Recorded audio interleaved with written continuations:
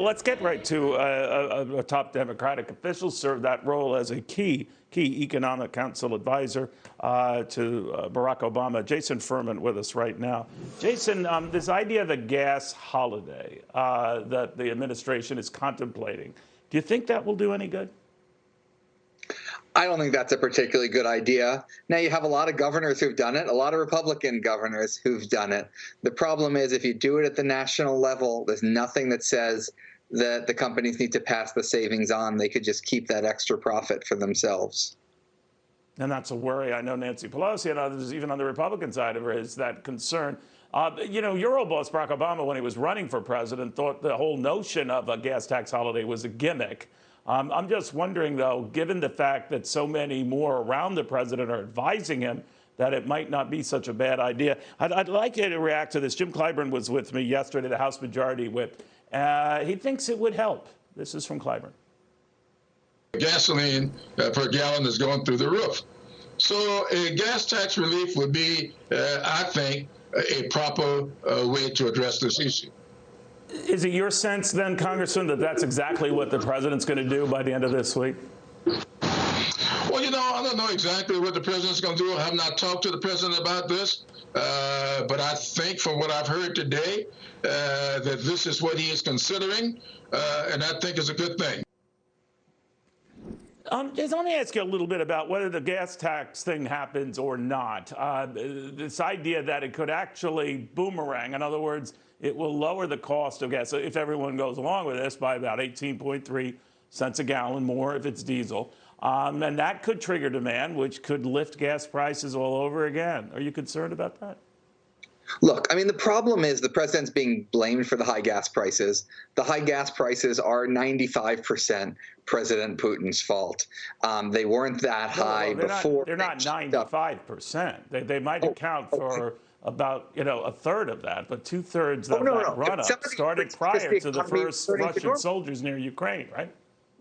Right. I mean, some of the increase is the economy returning to normal. People are traveling again. People are in planes this summer. People are going places. That's a great thing.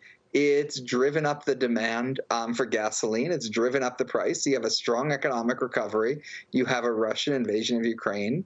And there just isn't that much the president can do about gas prices. There's nothing that bothers people. Do you wonder then, is it helpful in your eyes that the president keeps calling this the Putin gas tax hike, when in fact you might want to rebrand it and call it the Biden boom gas tax hike, if that's the argument about supply and demand and coming from a parked economy to a booming one.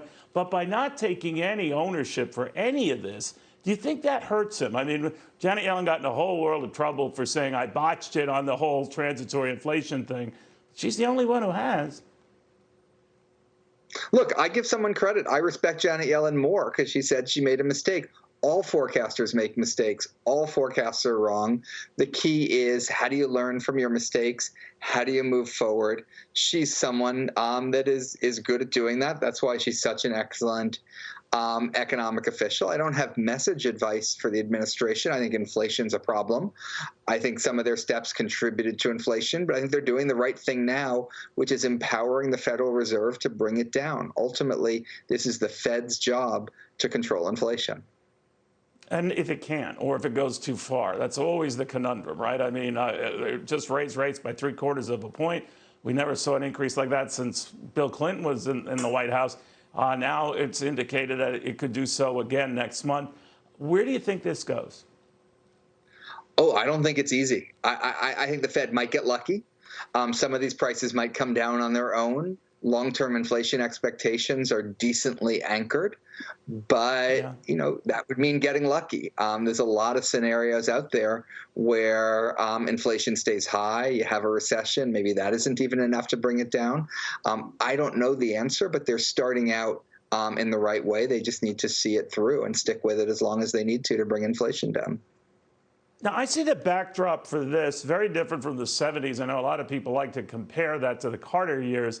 But having lived through that, I remember it was a whole lot worse. We do have pretty strong job growth in this country. The latest month, 390,000 new jobs.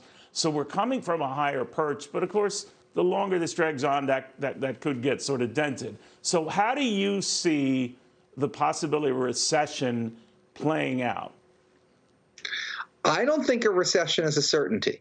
Consumers have pretty healthy balance sheets. They're still spending money. You see parts of the economy continuing to reopen, travel, movie theaters, restaurants, all of those are booming right now, and we're adding a lot of jobs. There's a lot of risks in this economy. Something might happen. Recessions happen from time to time. It's impossible to prevent them, but it definitely is not something that's guaranteed. We might get through this. When you were working with Barack Obama, I'm always curious, Jason, how closely did he watch what the stock market was doing? We came back from those lows with the meltdown, and obviously, I haven't followed a Democratic president who just is fixated on the market, but it is sort of like a barometer. And I'm wondering, should this president be watching the markets more? Because it's a barometer of worry and panic. What do you think? Yeah, well, the markets were crashing when we came into office. I think it was in March That's 2009. Right. He went into the briefing room and said, hey, stocks are really cheap. People should buy it. And we're like, Mr. President, never, ever, ever try to call the bottom of a stock market. Never recommend it. And I think probably coincidentally. That was about the low. That was about exactly the low. That's right. He gave people great investment advice if they had listened to him at that time. But that being said, just because he gave great investment advice once shouldn't encourage you to do it. And I don't think he ever gave investment advice again. And I don't think presidents should be in that business. They should be focused on the fundamentals of the economy, the long term, not what's happening in the stock market day to day.